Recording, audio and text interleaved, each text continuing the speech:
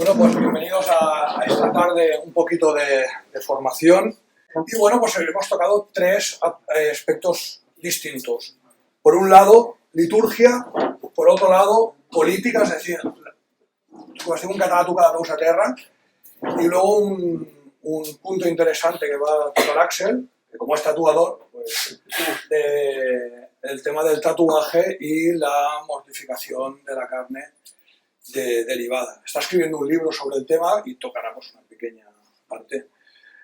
Nada más, muchas gracias por venir y pues luego podemos brindar tranquilamente. Y gracias a Gerhard, porque en verdad, a lo que me de Javier, es el único decente que va a hacer una charla hoy. Bien, muchas gracias por haberme invitado a hacer esta charla, que se trata un poco del tema que estoy desarrollando. Yo soy estudiante de la Universidad de Barcelona, estoy haciendo un máster en Historia Medieval, y el tema de mi tesis es precisamente la historia de la liturgia en Barcelona, bueno, en Cataluña, en la época carolingia, o sea, estamos hablando del siglo X. Y el tema que voy a desarrollar ahora es lo que se basa mi tesis. Es interesante o quizás inesperado saber que en los primeros siglos de la Iglesia, de hecho, probablemente incluso hasta el Concilio de Trento del siglo XVI, o por lo menos el primer milenio de la historia de la Iglesia, Roma, o el Vaticano en general, permitió que se desarrollara la liturgia en las distintas diócesis del mundo católico de manera bastante libre. En cada diócesis, el máximo árbitro de cómo se celebran los distintos ritos de la Eucaristía, no solo la Eucaristía, sino los 7 sacramentos, los ritos funerarios, el oficio divino, la oración diaria del resto de los salmos a través del día, era todo organizado por el obispo, y Roma, hasta la época del Concilio de Trento, en general no impuso sus propias costumbres o preferencias, sino que dejó que se desarrollaran, porque en esa época se considera que había suficiente respeto por la tradición de la parte no solo de los clérigos, sino también de los laicos, que era permisible que los obispos desarrollaran los ritos de sus propias iglesias, y se sabía que iban a mantener, poder seguir transmitiendo el dogma y la doctrina con una cierta libertad de elegir, por ejemplo, cosas como el ciclo de las lecturas a través del año litúrgico, el ciclo de los salmos en el caso del oficio divino, cómo se interpretaban los cantos, cosas que al final eran detalles, pero se mantenía el fondo, que era lo doctrinal. Y es por eso que en el siglo I se desarrolló independientemente en varias zonas de la cristiandad lo que hoy llamamos los distintos usos litúrgicos o ritos litúrgicos, que todos manteniendo obviamente la doctrina ortodoxa, e incluso todos manteniendo una cierta estructura común en términos de cosas más de detalle, como lo que ya mencionaba, el ciclo de lecturas, los cantos, tenían distintas variaciones entre ellos. Y es así como conocemos el rito romano, pero en Occidente se desarrollaron distintos ritos en Milán principalmente, en las Galias, en lo que es Inglaterra, pero en ese tiempo el rito celta, en Occidente con mucha más variedad dependiendo de los distintos puntos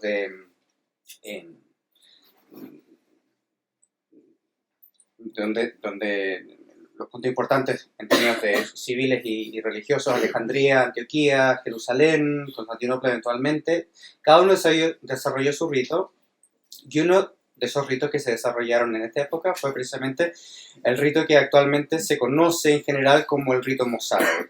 No es un nombre muy exacto, pero es el nombre que se usa, así que bueno, se podría mantener. En España, para abreviar mucho la historia, sabemos que bueno, la libertad de la Iglesia llegó en general el año 313, el Imperio Romano, con la libertad que trajo el emperador Constantino. De ahí en adelante se empezaron a desarrollar los ritos de manera mucho más acelerada y mucho más dinámica.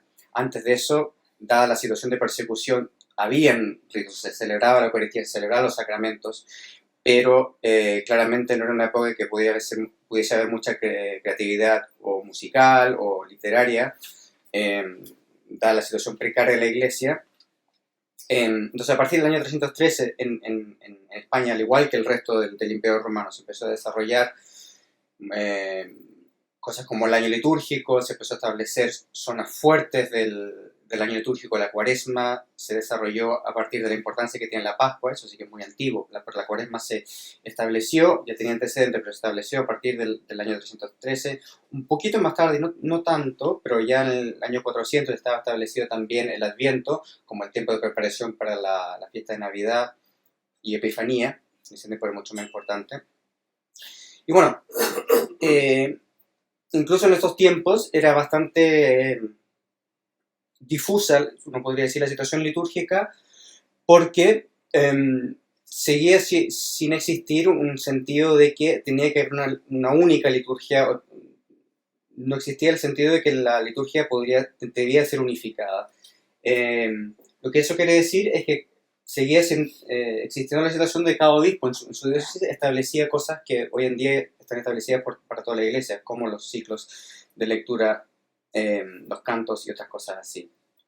Y fue precisamente con la creación, en particular en lo que hoy llamamos España, en Roma, Hispania, con la llegada de los visigodos, igual con muchas otras cosas, que no solo con la llegada de los visigodos, sino más aún con la conversión del rey Recarredo en el siglo VI, que con el apoyo del reino y la colaboración de los obispos se empezó a desarrollar en España una liturgia cada vez más unificada. O sea que el deseo de los reyes en ese tiempo y también de los obispos era que en todo el ámbito del reino visigodo se celebrase la liturgia de la manera más uniforme posible. O sea, tener un ciclo de lecturas, un año litúrgico unido para toda la península, una manera de rezar los salmos durante el oficio divino. Y eso fue lo que impulsó, comenzando con el Tercer Concilio de Toledo, el lento desarrollo de una liturgia que hoy llamaríamos mozárabe o hispana. Esto se hizo de manera casi totalmente independiente de Roma. Hubo momentos en que grandes prelados como San Isidoro, San Leandro consultaron a Roma, particularmente al Papa San Gregorio, sobre ciertos temas específicos de cómo realizar los rituales, y de verdad eran cosas muy específicas, eran cosas como cuántas inversiones hacer para el bautismo, por ejemplo. Y ahí Roma daba la opinión y en general se respetaba el deseo que expresaba el Papa. Pero había una completa libertad desde el punto de vista, o sea, Roma daba una completa libertad a los obispos en España para desarrollar su propia manera de rezar, su propio ritual, su propia misa finalmente, no solo la misa, como dije, sino también el resto de los sacramentos.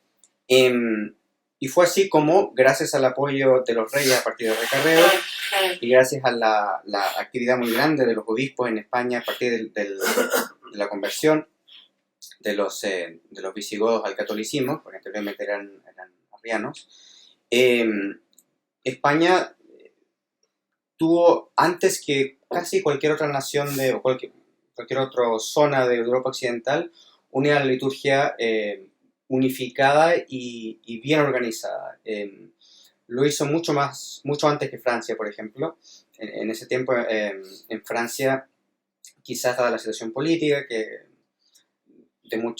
la falta de unificación entre los sucesores de Clodoveo, incluso antes que en Roma, no está tan claro por la falta de información, pero en España se dio desde ya del siglo VI y especialmente del siglo VII una unificación litúrgica sin precedente al resto de Europa. O sea que en Hispania ya cualquier diócesis que uno podría irse celebraba la misa de la misma manera en cada una de estas diócesis. Y este es el rito que llamamos rito hispano. Y no es el rito, es distinto al rito romano tradicional, obviamente al rito romano nuevo. Era un rito que se celebraba en latín, así que en ese sentido no había ninguna diferencia lingüística. superficialmente era igual al rito romano en el sentido de que la estructura básica es la misma. Primero está la parte de las lecturas, después un ofertorio cuando se entrega el pan y el vino, después la consagración, eso es algo común a todas las liturgias, pero tenía un ciclo de lecturas, por ejemplo, totalmente distinto al rito romano. Tenía un cantos totalmente distinto, tenía un estilo de canto totalmente distinto, tenía incluso una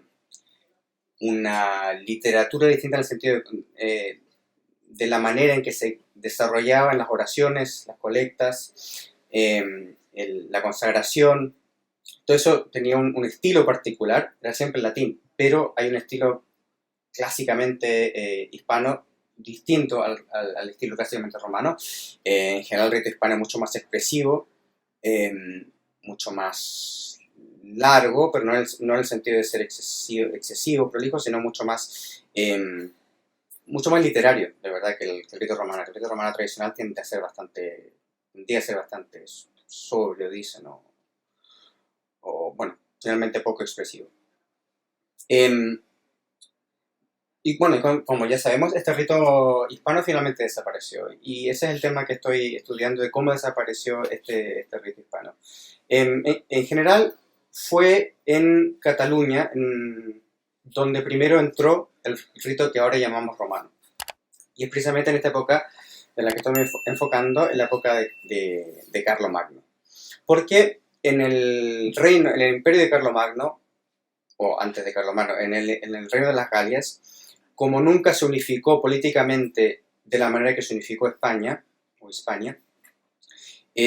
existía una anarquía litúrgica que era preocupante desde el punto de vista de los reyes, de los emperadores. Especialmente los emperadores como Carlomagno, que pretendían restaurar de alguna manera la unidad de Occidente.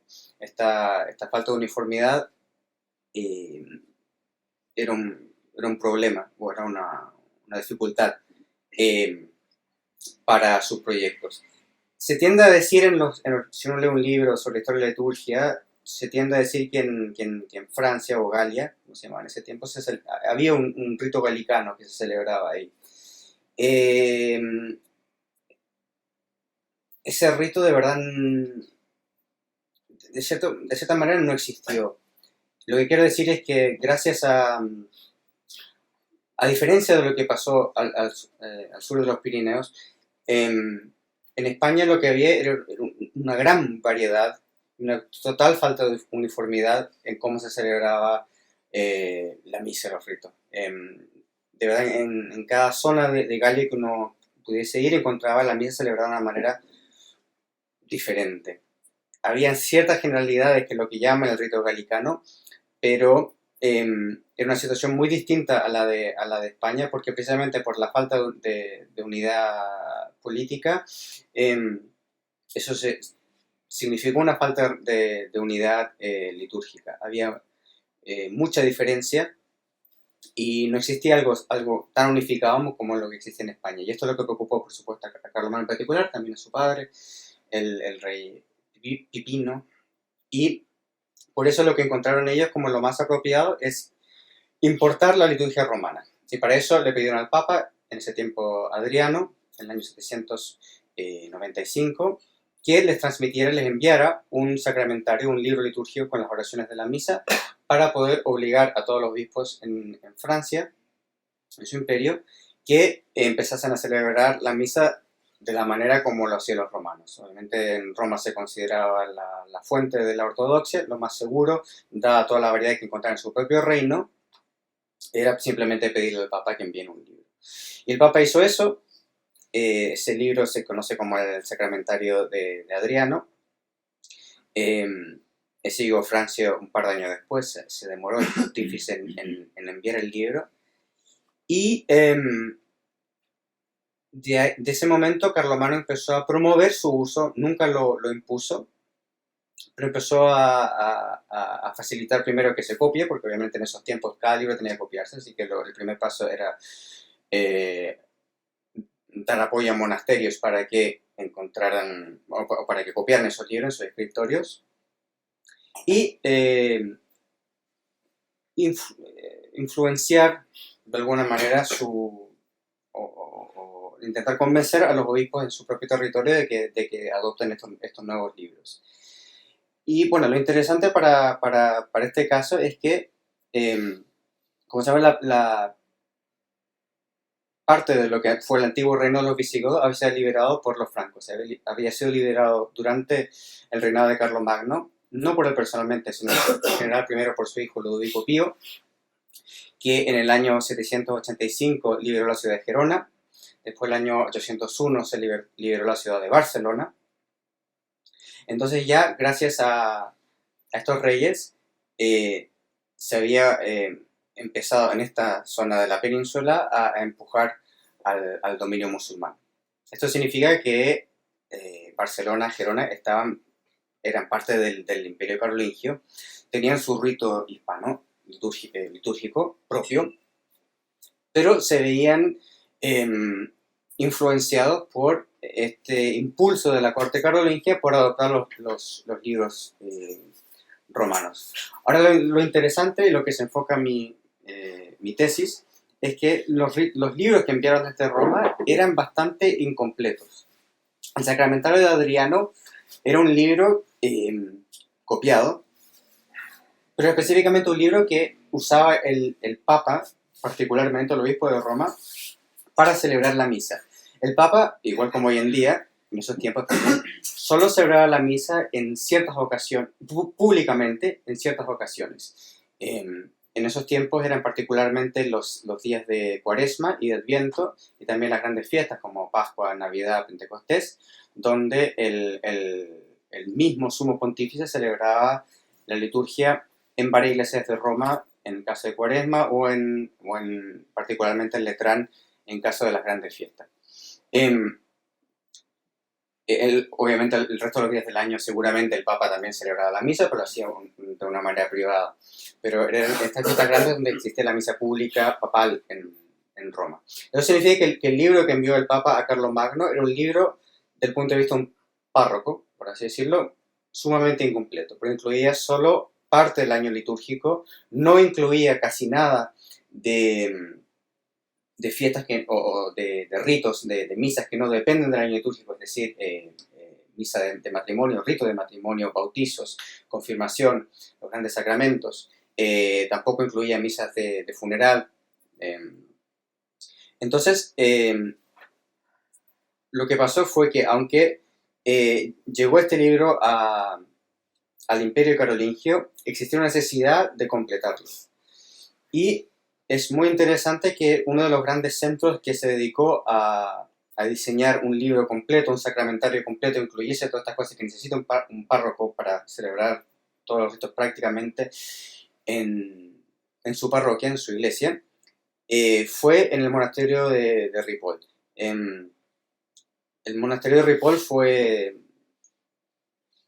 uno de los grandes centros de actividad literaria y cultural en estos siglos, que estamos hablando del siglo IX, X especialmente, e incluso el siglo XI también. Es particularmente famoso durante el gobierno que tuvo este monasterio por la Abad Oliva, que es una de las figuras culturales más importantes de la Cataluña carolingia, de esta época temprana, poco después de la liberación del yugo musulmán.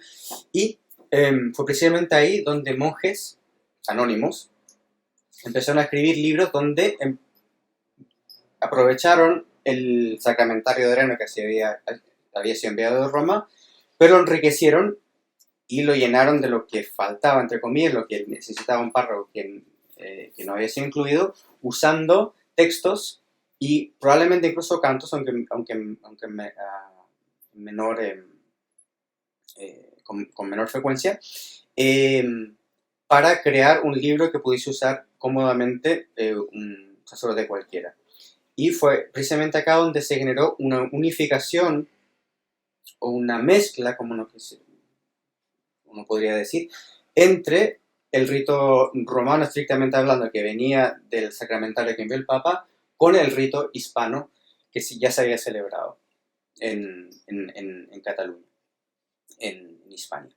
Y fue el monasterio de Ripoll particularmente, uno de los centros más activos de producción litúrgica, literaria litúrgica, en el siglo X, y sus libros no solo tuvieron mucha importancia en el área a este lado de los Pirineos, sino que, dada la creatividad y el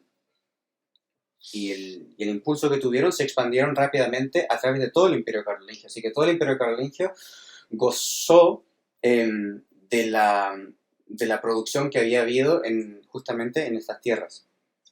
Y es muy interesante que se ha visto como incluso llegaron a Inglaterra, han descubierto libros litúrgicos escritos en Inglaterra, copiados por monjes ingleses, que incluyen textos litúrgicos que son claramente de origen hispano, de origen visigodo, que son textos que no provienen de Roma, sino que provienen de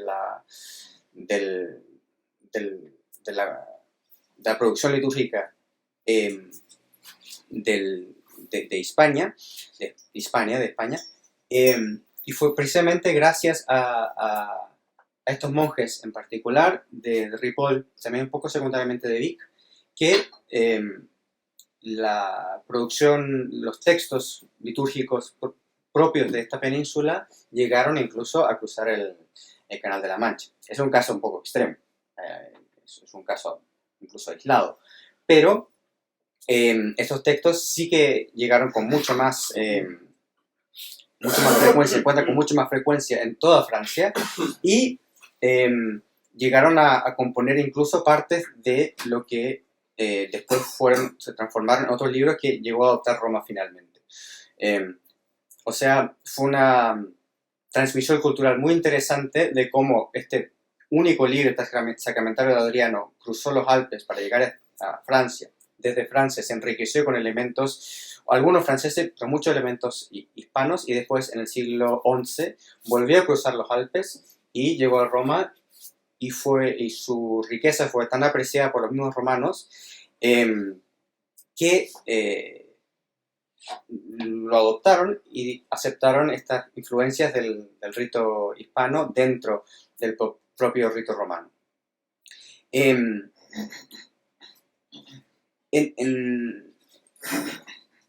Finalmente lo que se creó entonces en el Imperio Carolingio, lo que pasó en el Imperio Carolingio no fue la imposición del rito romano, del rito que venía de Roma, sobre los ritos autóctonos o la manera de celebrar la liturgia que habían, sino que se creó una verdadera mezcla. Y fue esta mezcla lo que hoy se conoce como el rito romano, se le dice el rito romano tradicional, y es indudablemente verdad que la base, el fundamento de este rito es propiamente de Roma, pero es particularmente importante que este rito fue, más allá de la base romana que ya existía, fue enriquecido con textos y con cantos provenientes del rito hispano, y este rito, aunque finalmente desapareció en el sentido que fue reemplazado por este nuevo rito mezclado, sí logró sobrevivir, y no solo sobrevivir, sino que traspasar sus fronteras, transmitiendo su riqueza ecológica, su riqueza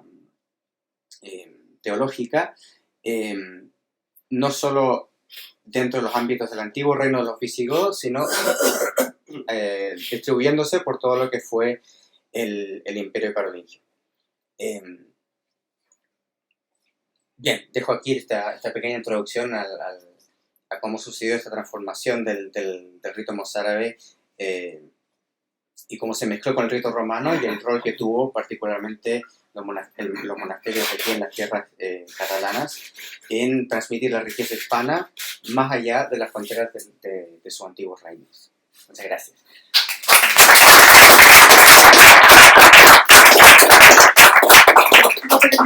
Sí, por supuesto. Sí, esa es una pregunta difícil. En el año 80, el 82, 84, perdón, en particular, se reformó el rito mozárabe, al igual como se había reformado el rito romano. Ahora, la reforma del rito mozárabe fue en muchas maneras mucho más respetuosa con la tradición que la reforma del rito romano. Por lo menos en términos textuales. En sentido, porque el rito romano se inventaron completamente nuevos.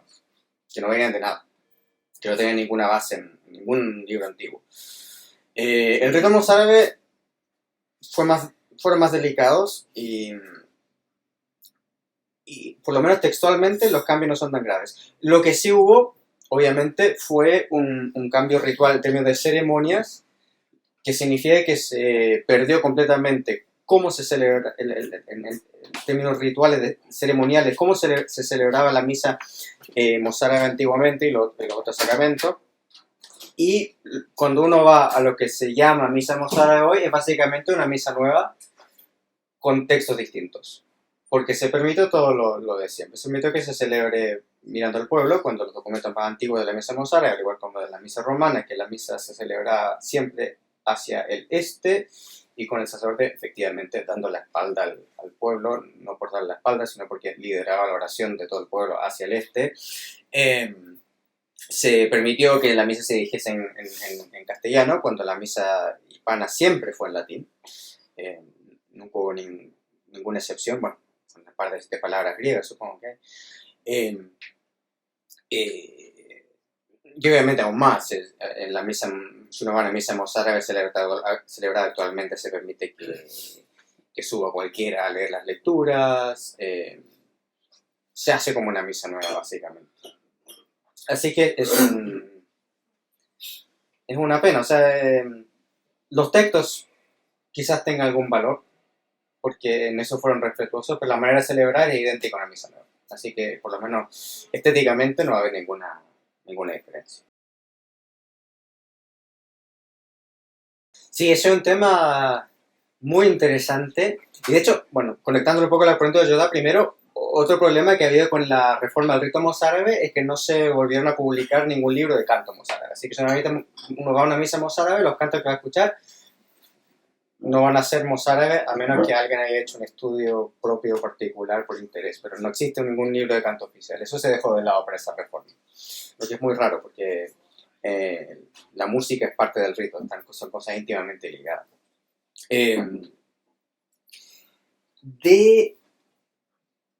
Hay un problema secundario también de que los libros de música mozárabe que tenemos son del siglo XVI, o sea, son muy tardíos.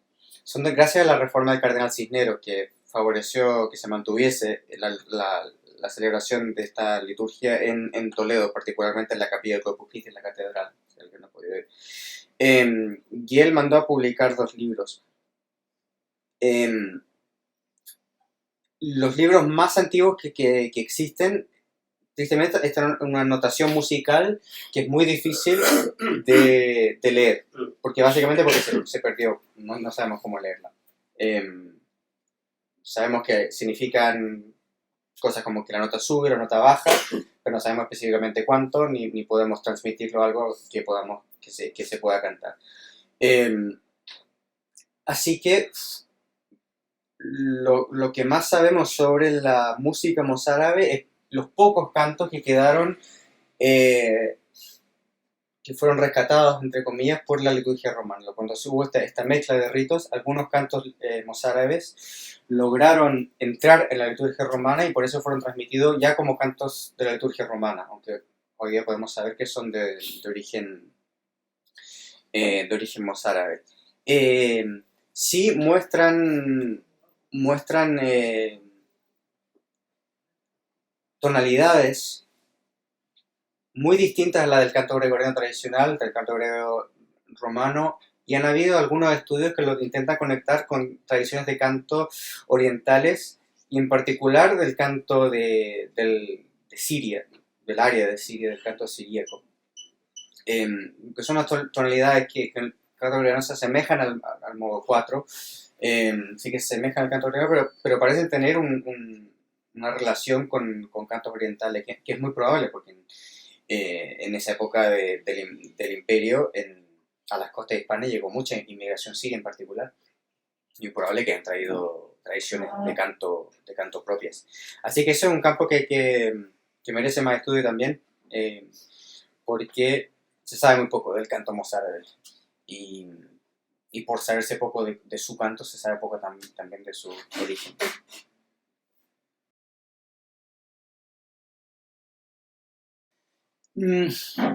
No. Bueno, un problema principal es la falta de información. O sea, claramente pudieron haber muchos más ritos regionales en España antes de que se impusiera el rito mozárabe por la falta de libros. De hecho, de los libros propiamente mozárabes antes de la conquista musulmana hay solo 2. Todos los otros vienen de después. Entonces, es casi imposible saber lo que había antes. Lo que sí se puede decir es que los ritos en la época de la que estamos hablando, de hecho, hasta la época del Concilio de Trento, incluso hasta el siglo XIX,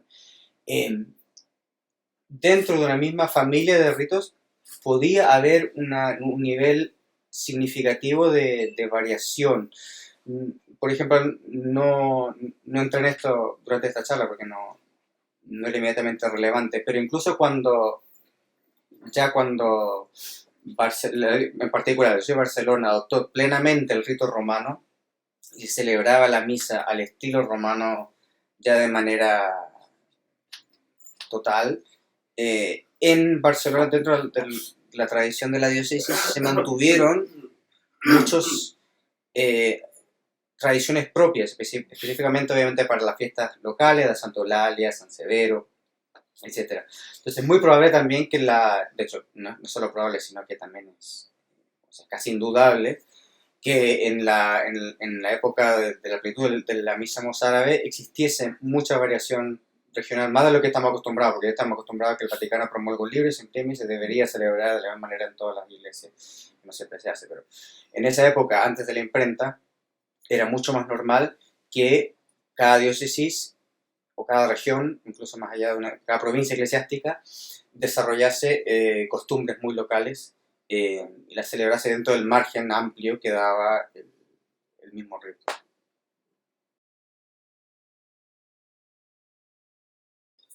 O bueno, todos los santos de la época del reino visigodo, o sea, comenzando con San Isidro de Sevilla, San Leandro, San Julián de Toledo.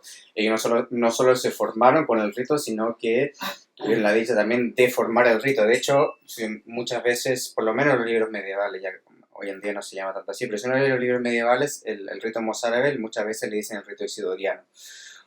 No porque lo haya fundado completamente San Isidoro, ni necesariamente porque haya escrito la mayoría de sus textos, sino porque fue gracias a su autoridad, porque su autoridad era tan grande que él se consideraba uno de los principales figuras que representaban este rito. Finalmente, también todos los mártires que fallecieron en España antes del siglo X, Santa Eulalia de Barcelona, San Severo, todos estos vivieron versiones del rito mozárabe que hoy no conocemos por la falta de libros, pero por vivir en estas tierras fueron santificados por este rito y este rito formó parte de su vida litúrgica, este rito que veían todos los domingos y este rito con los cuales se santificaron. Así que cualquier santo español antes del siglo X fue formado por el rito mozárabe. Como siempre.